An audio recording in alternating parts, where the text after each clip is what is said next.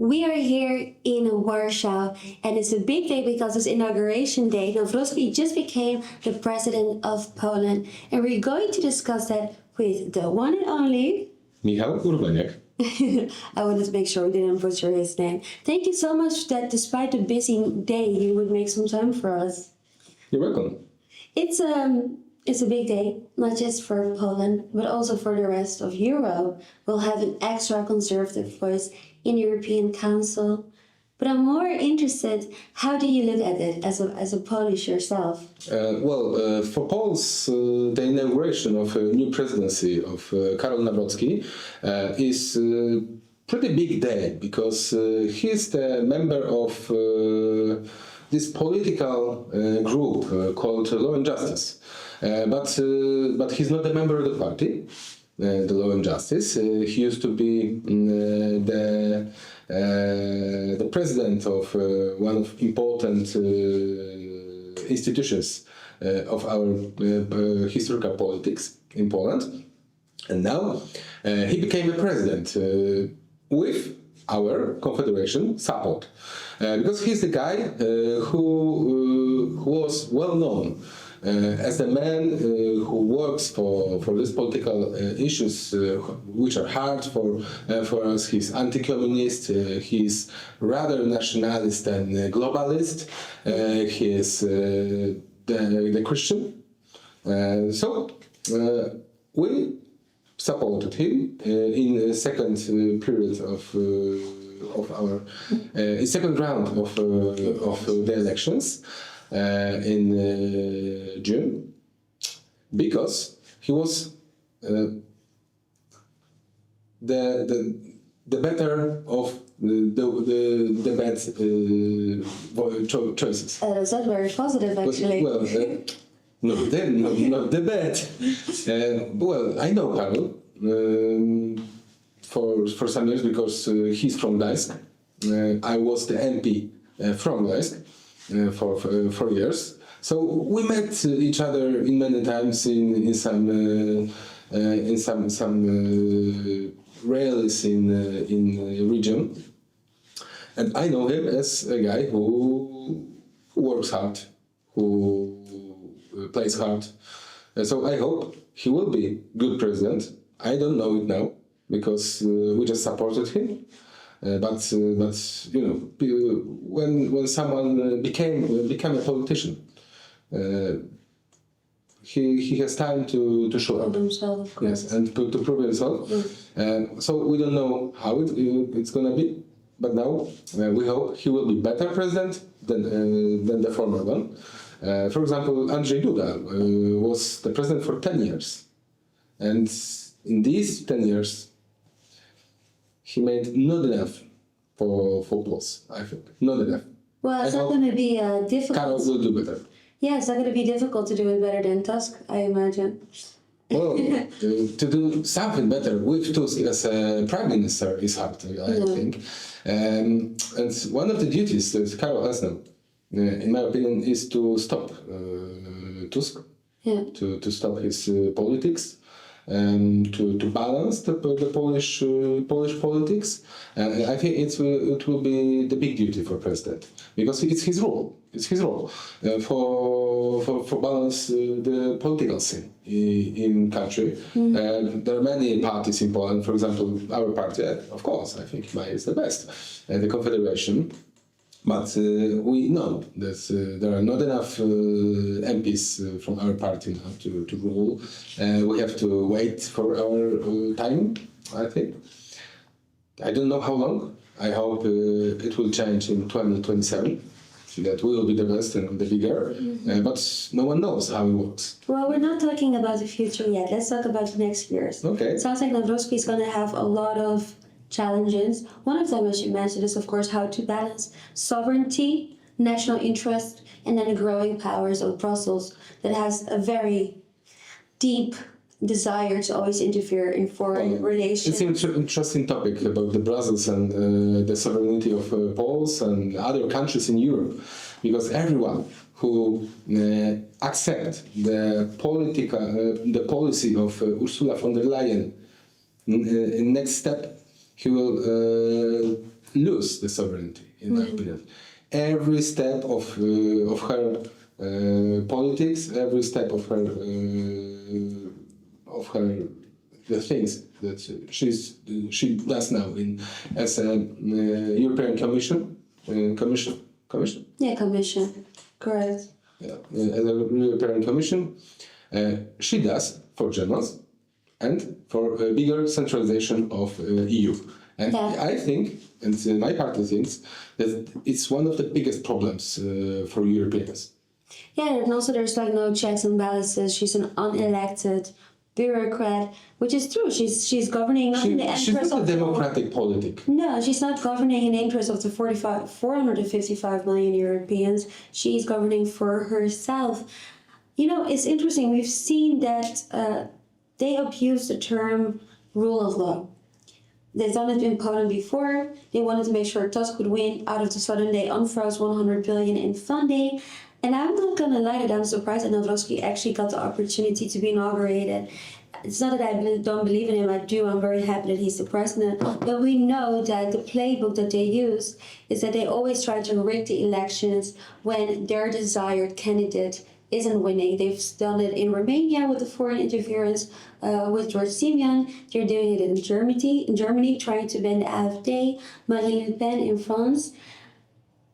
Do you think they're going to try to pull a same trick again in Poland? Do you think Nawrocki will have a fair shot to actually truly govern as a sovereign leader of a country? Well, in Polish constitution, the president has some duties, has some laws, but he is more the representative of the nation than the ruler of the nation. The prime minister has more power,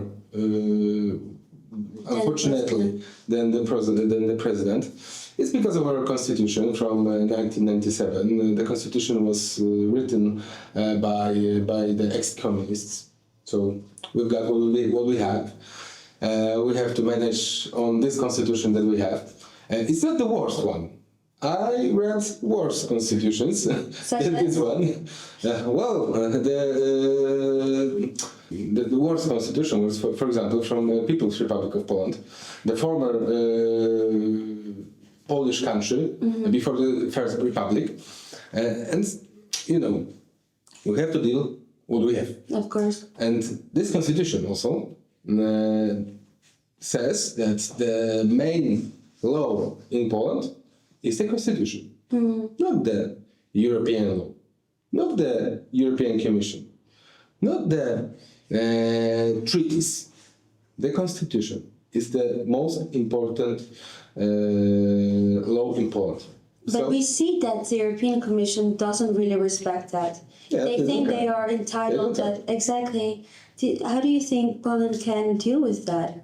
Because we see, for example, there was a mass of people outside waving their flags, which is beautiful to see that people stand up for their democracy, for their sovereignty. Yet you still deal with the pushback from the European Union, from the European Commission. Well, the European Commission is mostly left-winged. Yeah. We know it. It's obvious for everyone. They're globalists. They're internationalists. They want to rule in each country they can, not because they have the similar ancestry with the people who are in this country or something like that, that they are close to each other, like the nations. Every nation is something like the family of families. Mm-hmm. It's the most the easiest definition of what is a nation, the family of families.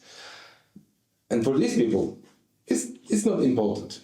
Yeah. For these people, just the people who can work, who can sleep, who can keep them money from the taxes and work for big business, this globalist business.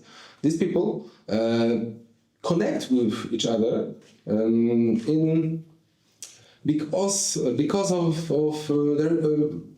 their political views. Not only because of their nations and so on, but only because of their political views. So, if they can do so, to ignore the law of the countries and to to influence the political movements that are internationalists, that are liberals. So they just do it. They don't care about anything else. Like Carl Schmitt would do. So they do the same. Yeah, and if they have political power, they use the political power. It's easy. They have material power, financial power. They use this power. If they find any weak people, they will use these people just for gather the power. Yeah, we also European Commission. We also see another way that they do it is by using NGOs and civil organizations, which has been a very big problem in your country, unfortunately.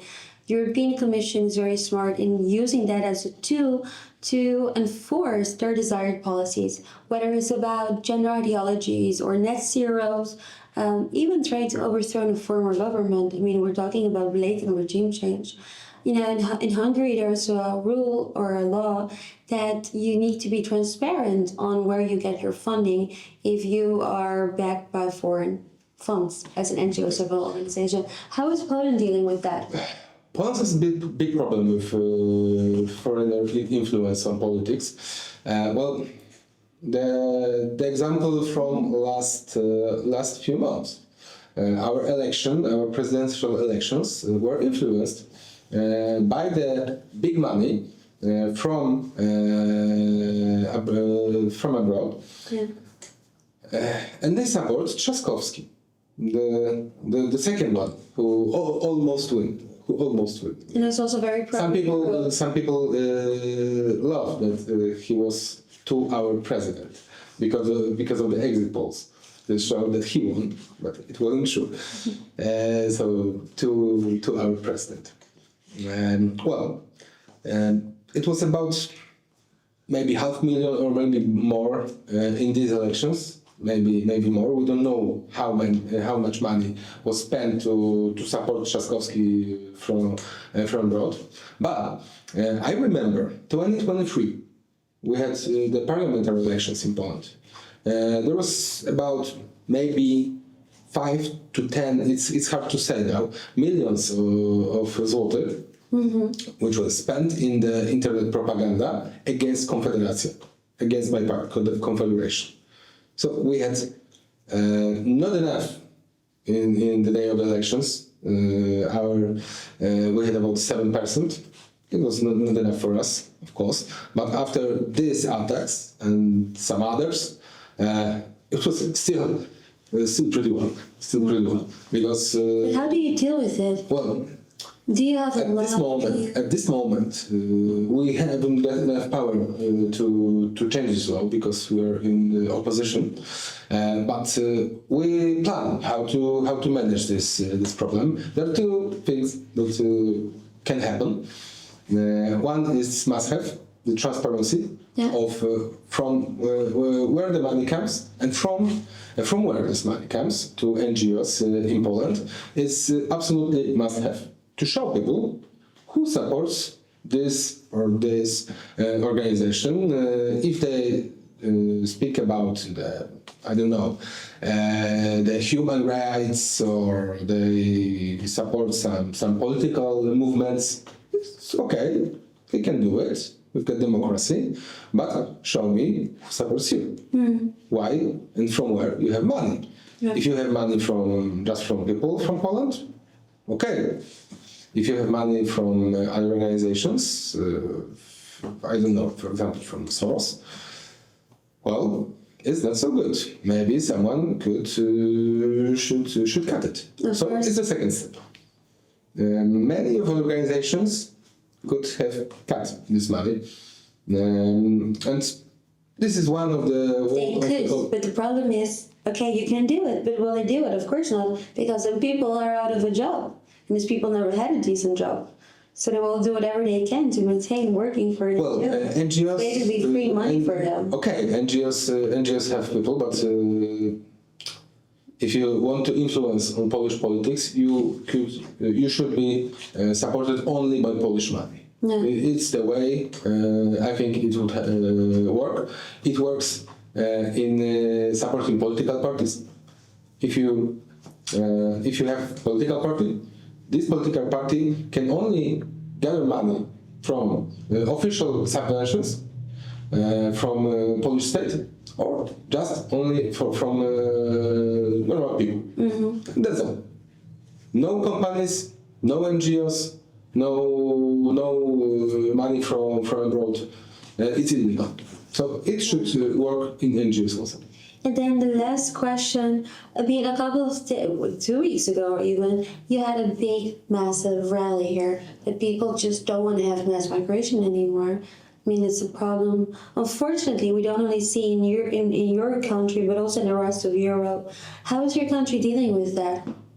Well, the problem of migration is bigger and bigger in Poland. It's not the problem of only of illegal migration. But also the legal migration. The former government, the Law and Justice government, allowed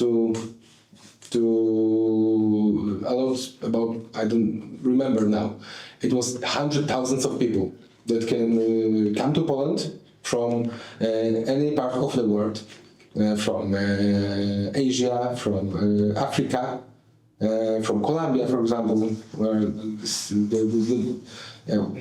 Colombia is one of the countries that there's a bigger amount of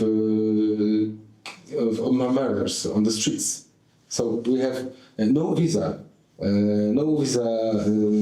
movement with Colombia, and it's the biggest, one of the biggest problems for us. Now, there were. So you got a lot of Colombians coming into the country. Yes, we have. That's interesting because you always hear people coming from Syria, from Colombians. You're from Colombia. And do you know the statistics? How many Colombians come here? It's hard to say. It's about thousands. Or thousands, something like that. But these people killed some Poles. About 10 or maybe more Poles were killed only in the last 2 years. We got the problem with Georgian people because most of Georgians are okay. They're people from Caucasus, but many of Georgian mafia people come to Poland because no visa movement. And the problem is if they come into Poland, Yes. they go to the rest of Europe. Yes, and they can do anything. They can work here legal or just join the mafia. So it's the problem for Polish police, for Polish state, because we don't know this thing. We don't know who came here. And Law and Justice started it. The government of Donald Tusk just continues this policy about migration, and this is one of the problems. I think it's a very big issue because we don't know how many people come here, how many people are legal or illegal. We don't know how many of them were murderers, were rapists, and so we don't know it. We don't know it now because this government didn't want to check it. Didn't want to check it. And there's another problem, issue, the border problem. The what? Border problem. Border problem. Yes, the eastern border with Belarus, and there are many people from Coast Guard, from the guards, from police, and also many times they are poor people, but they are forced to rush on our border.